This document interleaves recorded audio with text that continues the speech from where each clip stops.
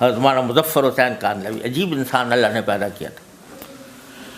وہ ایک مرتبہ اپنے ایک ساتھی کے ساتھ کاندھلے سے پیدل سفر کر رہے تھے، دہلی جا رہے تھے، تو راستے میں مغرب کی نماز کا وقت آیا تو دیکھا کہ کوئی نماز پڑھنے کی جگہ ملے، تو ایک بستی تھی وہاں پر دیکھا تو ایک مسجد تو ہے بالکل ویران پڑی ہوئی ہے، گرد غبار میں اٹی ہوئی ہے، تو وہاں انہوں نے کہا بھی چلو یہاں نماز پڑھتے ہیں۔ نماز پڑھنے کے لیے وہاں داخل ہوئے، کوئی آدمی نہ آدمزاد، اذان دی تو اذان کے اوپر بھی کوئی چل کے نہیں آیا مسجد میں۔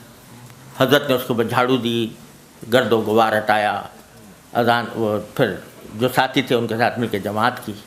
بعد میں بڑا افسوس ہوا کہ یا اللہ یہاں پر بستی میں مسلمان بھی موجود ہیں اور اذان کی آواز بھی ہوئی، کوئی بندہ نماز پڑھنے کے لیے نہیں آتا۔ تو حضرت بستی والوں کے پاس گئے جو مسلمان تھے، ان سے پوچھا کہ بھئی مسجد خالی ویران پڑی ہوئی ہے، آپ لوگ نماز کے لیے نہیں آتے؟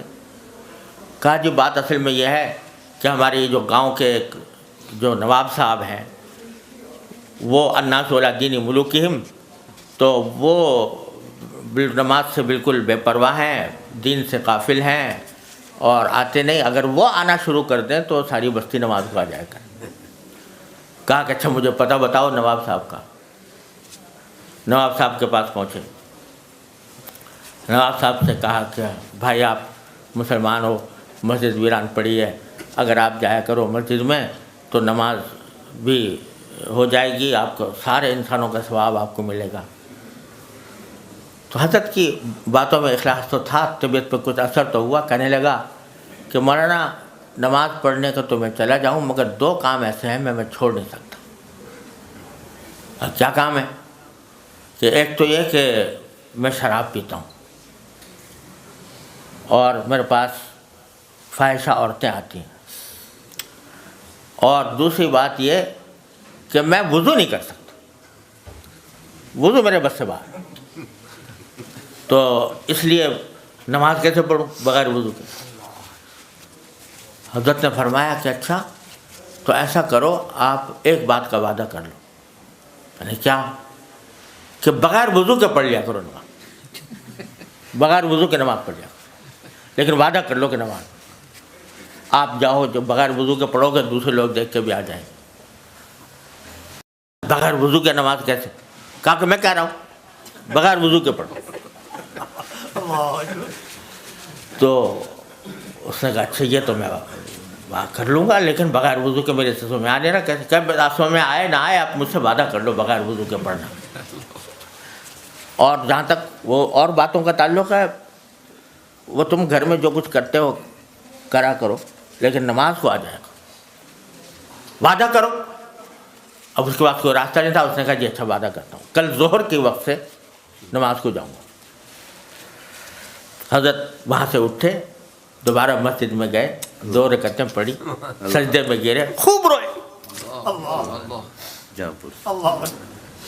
خوب روئے، اور رو کے دعا مانگی کہ اللہ میں یہاں تک تو لے آیا، اب وضو کرانا آپ کا کام۔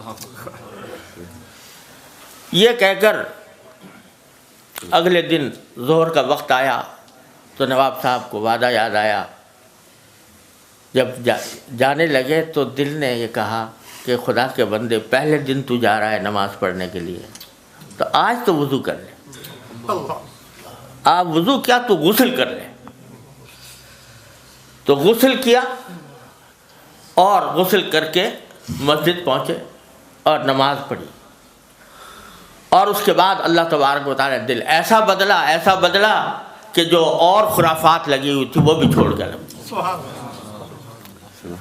اب اگر کوئی پوچھے کہ بھئی مولانا مظفر حسین صاحب نے اس کو کہہ دیا کہ بغیر وضو کے نماز پڑھ لے، تو کتابوں میں تو یہ لکھا ہے کہ بغیر وضو کے اگر تہاوراً نماز پڑھے تو آدمی کافر ہو جاتا۔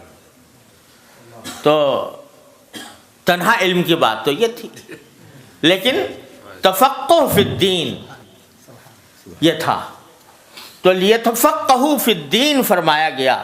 تو فرمایا کہ ہمارا کام، ہم طالب علموں کا کام صرف حروف و نقوش کا علم حاصل کرنا نہیں ہے، دین کی سمجھ حاصل کرنا ہے، کس وقت کس بات کا کیا تقاضا ہے، دین کا کیا تقاضا ہے، اس پر عمل کرنا۔